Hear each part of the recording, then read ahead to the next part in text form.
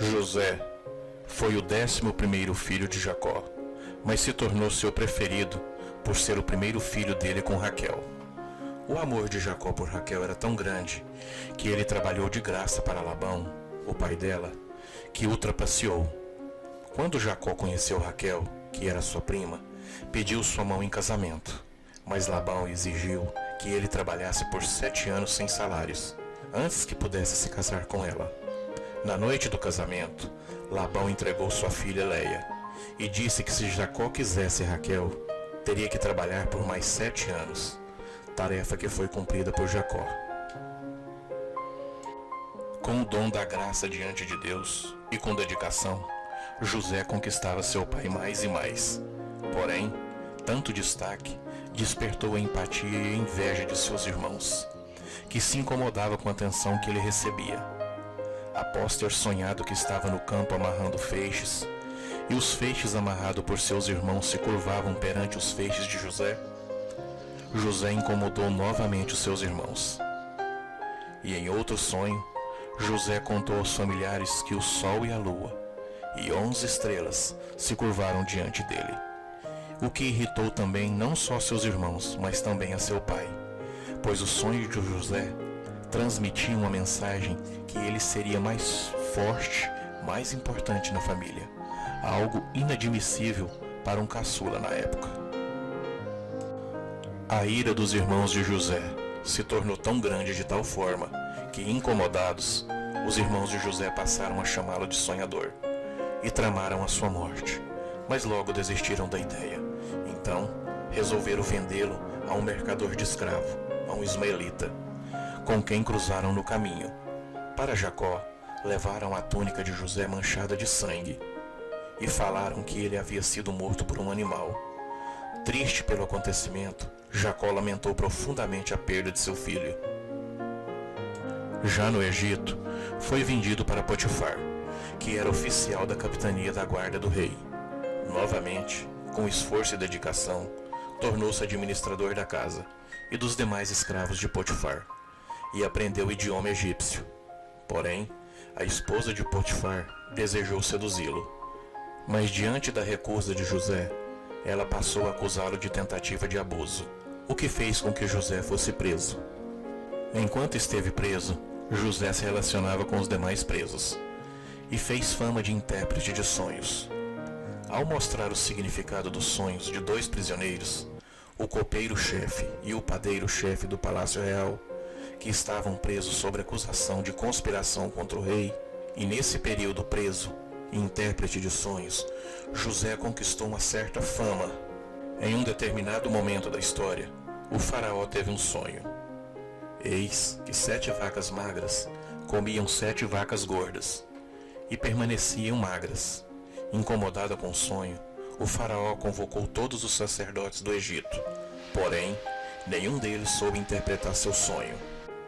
Então, o copeiro-chefe do Palácio Real, que havia sido perdoado pelo faraó, lembrou-se das interpretações de José a respeito dos sonhos, e falou sobre o prisioneiro, que foi chamado, e disse que o sonho significava um período de fartura de 7 anos, seguindo logo após um período de seca igualmente de 7 anos, pela qual o Egito passaria.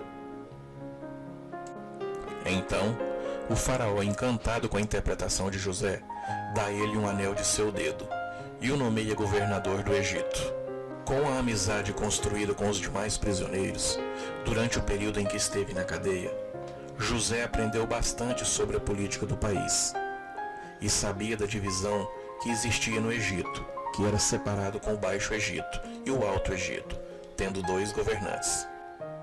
Então José ordena a construção de celeiros para armazenar os alimentos produzidos nos 7 anos de fartura, e nos 7 anos seguintes de seca, José passa a vender os alimentos a valores altíssimos para o Alto Egito, conquistando assim riquezas suficientes para comprar quase que a totalidade do território do Alto Egito e entregar-se a seu faraó, um território muito maior ao final dos 14 anos. Durante a seca que castigava toda a região, Jacó envia seus filhos para comprar mantimentos no Egito.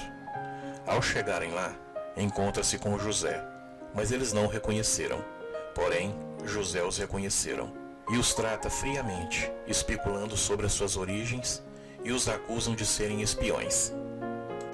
Quando José tem certeza que são seus irmãos, os mantém presos por 3 dias, liberando para levar comida a seus familiares, sob a condição de que um deles permanecesse no Egito, enquanto os demais traziam os irmãos mais novos, como prova de que eles não eram espiões. José, porém, mandou entregar os mantimentos comprados por seus irmãos e, sem que eles soubessem, mandou também colocar o dinheiro deles de volta em seus pertences. Ao relatarem tudo o que havia acontecido a seu pai, temeram e, pois com muita discussão entre eles, resolveram voltar com Benjamim, o filho mais novo.